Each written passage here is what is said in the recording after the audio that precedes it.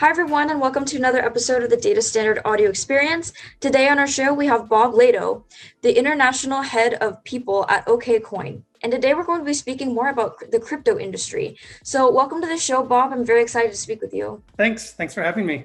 Yeah, such a pleasure to have you. And I know that crypto is such a big emerging field, so I'm very excited to hear more about it with especially everything that's kind of going on right now with the emerging stuff going on with the crypto industry. But yeah, can you just go ahead and tell us more about yourself and tell us more about your background? Sounds great. Yeah. So as you said, my name's Bob. I'm the head of people at OKCoin. I'll tell you a little bit about OKCoin and then share a little bit about my background. So OKCoin is a cryptocurrency exchange headquartered in San Francisco. We have customers around the world, 180 countries, Europe, North and South America, and Asia. And for those that are unfamiliar with what a crypto exchange is, we are an exchange where we help people use their government-backed money, dollars, euros, Singapore dollars, et cetera, and trade those for cryptocurrencies such as Bitcoin, Litecoin, and about 25 other cryptocurrencies, including like DeFi, which maybe some of your listeners might have heard about. That stands for distributed finance, and maybe we can talk about that a little bit more later. I've been in crypto as the industry for a little bit more than 3 years now. This is my second crypto company, and I've been in either the people function or recruiting or HR for about 20, 25 years, mostly in around San Francisco and Silicon Valley. Yeah, that's awesome. And I'm sure some people in our audience also don't completely understand what crypto is exactly and how it's a currency. I don't know if you know the answer to this, but this just came to my mind. But who kind of defined cryptocurrency as a currency? How did they decide this is going to be money? This is going to be worth some amount of money that we can exchange for other money or for other goods? Who kind of decided that? That's a great question, and I have I hope a good answer for you. So the crypto industry as we know it today was born about 12-ish years ago. Basically, you can actually point it to one day, to Halloween of 2008. And on that date, there was a pseudonymous person, so we don't know who they are, named Satoshi Nakamoto. And Satoshi Nakamoto published what's now known as the Bitcoin white paper. It's entitled A Peer-to-Peer Payment System. Fast forward about 3 months later, the system went live with just a couple people. And the first Bitcoin, was created and mined. When it started, there was no value, right? And as the currency became more and more, the currency was mined, basically created. There's kind of a predetermined programmable and software programmable method of how much Bitcoin is created. Roughly every 10 minutes, there's more Bitcoin being created. Anyway, for the first, years or so, it was just a store of value. People were like, oh, this is cool. But it took a fellow, and I'm forgetting his name right now, but a fellow in Florida posting on a use group and saying, I will give 10,000 Bitcoin if someone will send me and have delivered 2 Papa John's pizzas.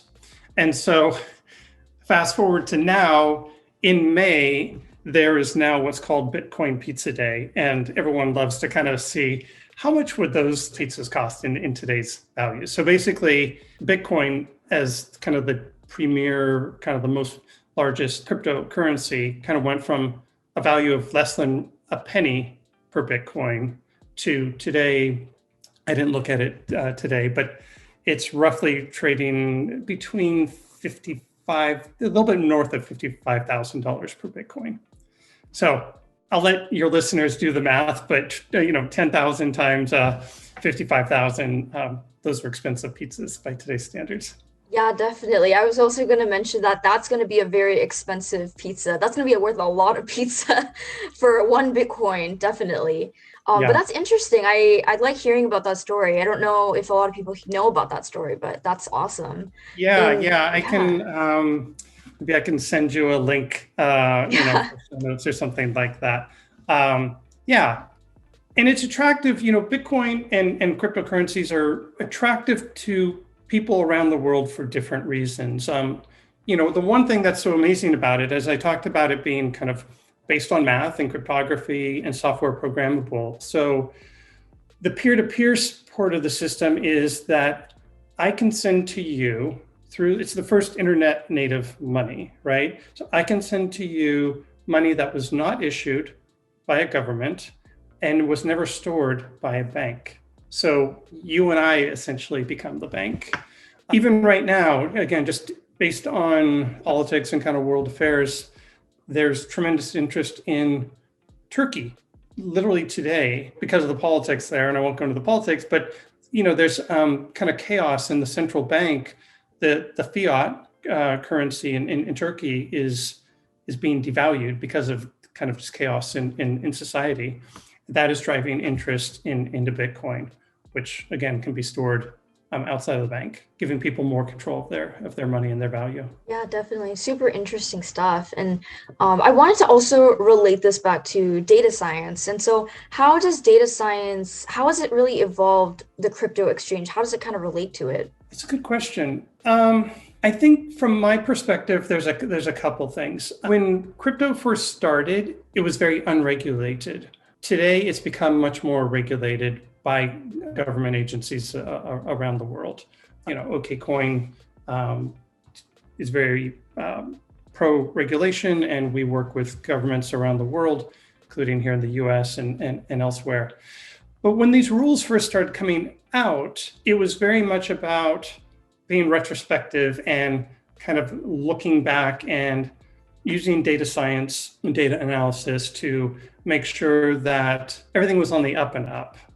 Again, going back to the earliest days of Bitcoin in particular, there was a lot of, some of the first use cases were a little shady. They were, drug use or, other things, people that wanted to hide transactions from the government. It's improved its reputation, and a lot of that was kind of unfounded, but it means having to use data analysis to kind of go back and make sure that the transactions that occurred are in fact legit and not prohibited. And I think one of the biggest transitions is really with the use of the data sets, both exchanges and just the blockchain in general.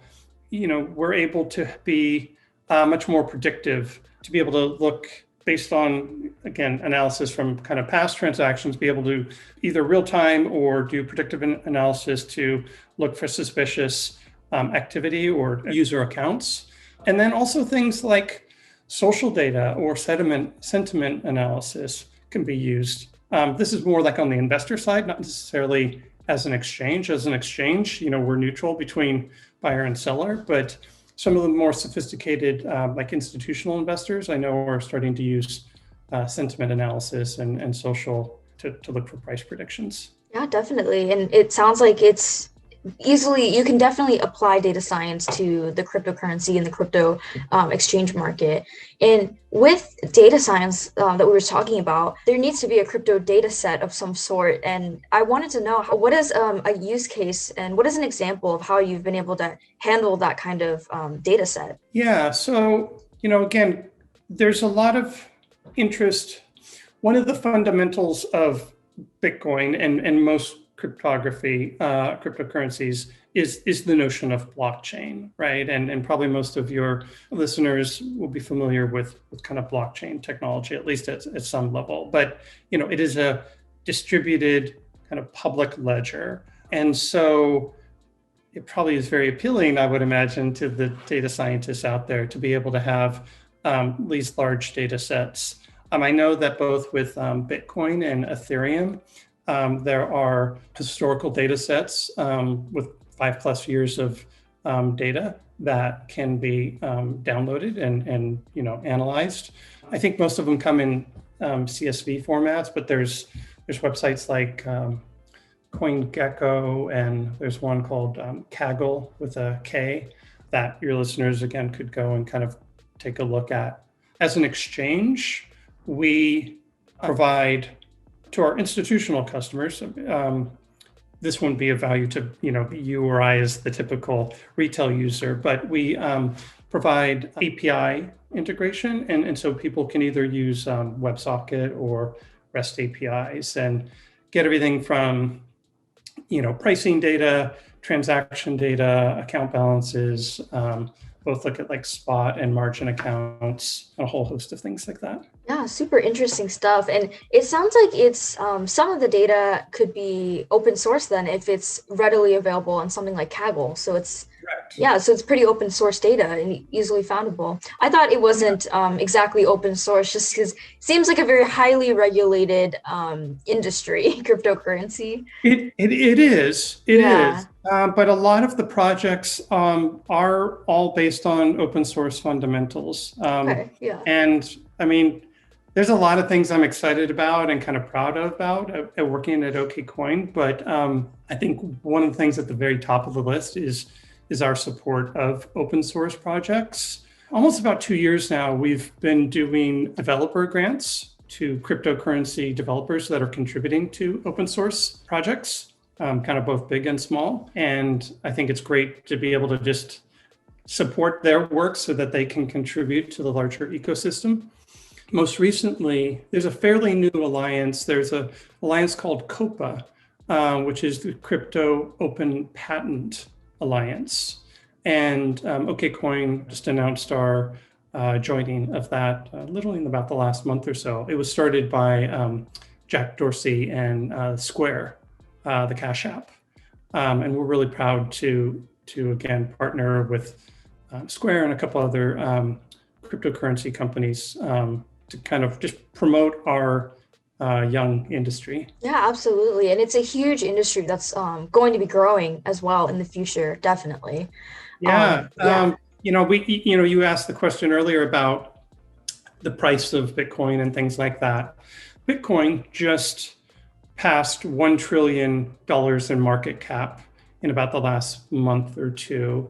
And if you look at like all the top cryptos, it's about a $1.6 trillion industry, I think, today, but it's only going to go up. Yeah, absolutely. It's only been going up since it started, back from the year that you had mentioned, definitely. And I know that we're talking about how it's going to be growing more in the future. And I wanted to get your thoughts on some of the new emerging cryptocurrencies that are coming out right now. Before this podcast started, you and I were talking a bit about a new, I don't know if we're calling it a cryptocurrency, but it's a crypto version of it's called an NFT, and it has to do with a lot of digital art exchange. And do you want to talk more about that? And I want to hear your thoughts on that. Yeah. I mean, there's been a couple really exciting things, but NFTs, I think, are kind of the biggest buzz at the moment. NFT stands for non-fungible token. So if you think about a dollar, if I have a dollar and you have a dollar, right? It's fungible because they're exactly the same, and we can kind of your dollar's the same value as mine, right? But the non-fungible kind of relates to the uniqueness of the art or of the actual token. NFTs, the buzz right now is around artwork. There's a artist, he's on Twitter as Beeples, who just sold $69 million piece of art over about the last 2 weeks or so, which, of course, someone says $69 million. Everyone wants to have a piece of that action, right? So I think probably artists, if they didn't know anything about NFTs, they're probably looking it up right now. So that's really exciting. And I think it'll be, there's another, music is another use case. It's kind of a band that's been around for a while. The Kings of Leon just announced, again, within the last month or so, that their next album will come out as a NFT. And obviously the music stays the same, right? But basically the NFT portion will be, they will sell you like a serialized number token, right? And you could purchase it online.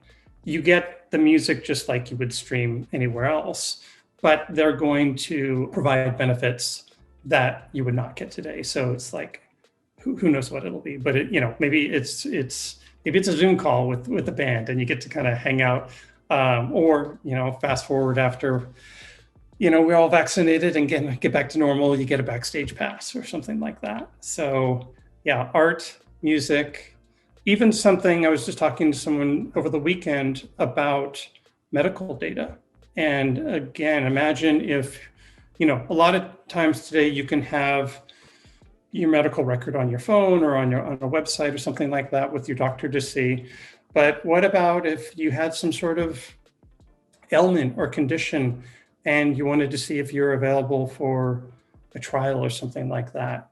You could put your data on an NFT, anonymize it so they don't know that it's Bob or that it's Kat, but that all of your data, all the tests that everything had could go into an anonymized data and help with your health. Again, just tons of different use cases, and it's just the tip of the iceberg. Yeah, that's super interesting stuff too. A lot of things are changing in the field. Do you think that NFT is going to be the next emerging Bitcoin of the future? I think they coexist. I think that Bitcoin is a store of value. If you look at the price appreciation, it is appreciating better than most stocks or any other asset class that you can invest in today, certainly over many different time horizons. It's not yet a payment mechanism. You and I are probably not going to go use our Bitcoin to buy a cup of coffee at Starbucks or what have you. So there are cryptos that will be responsible for that payment portion. There will be some that are store value that help build your net worth. And then there will be use cases for identity, for transactions, whether it's art, whether it's music. The whole real estate industry is very intrigued about, moving the whole notion of escrow service and how you go to a title company today to say, yes, I own this house, free and clear. I can sell it to you. You can, comfortably buy it from me and not know that someone else is going to come and claim it today. Using blockchain technology to show that that chain of ownership, it is a great example of how to use blockchain technology in the future. Yeah, definitely. It's so interesting, everything that you'd mentioned. I feel like I've learned so much on this podcast, just more about the crypto exchange industry. That's super awesome stuff happening. Thank you so much, Bob, for joining us today. It was such a pleasure to have you on the show. Where can everyone connect with you online? Well, thank you. Yeah, it's been my pleasure. I'm most active on Twitter as far as online accounts. You can find me, I'm SafetyBobSF on Twitter. My DMs are open, so if anyone wants to say hello, love that. Also pretty active on LinkedIn. So especially if anyone might want to be interested in connecting, potentially talk about a career in crypto, either at OKCoin or just in general, love to connect. Yeah, awesome stuff. And to our audience, for more information on the data standard, you can find us at www.datastandard.io, as well as our LinkedIn and YouTube channel. And once again, Bob, thank you so much for you to be on our show today. Such a pleasure to have you, and we really appreciate your time. Thank you. It's been an honor.